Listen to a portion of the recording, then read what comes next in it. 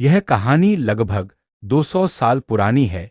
सुल्तानपुर नामक एक गांव में एक दंपति रहते थे। पत्नी का नाम अंदी था। दोनों को बहुत समय से संतान नहीं हो रही थी, जिससे वे बहुत दुखी रहते थे।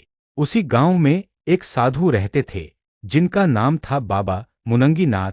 एक दिन अंदी दादी बाबा के पास गईं और विनती की, हे बाबा, हमारे घर संतान नहीं है, कृपया हमें संतान का वरदान दीजिए। बाबा ने ध्यान लगाकर कहा, हे पुत्री, मैं तुझे संतान का वरदान तो देता हूं, पर एक शर्त है।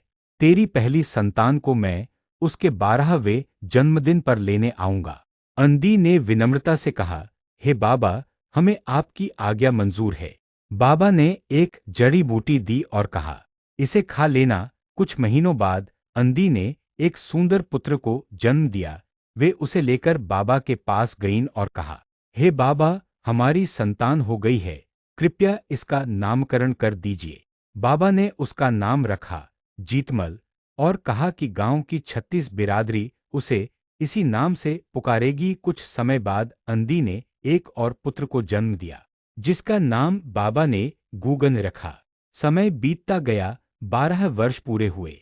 इधर गूगन अपने बड़े भाई जीतमल को खोजता रहा। जीतमल की कोई खबर नहीं मिली। गांव वाले कहते हैं कि जीतमल को बाबा अपने साथ ले गए थे, जैसा उन्होंने वादा किया था।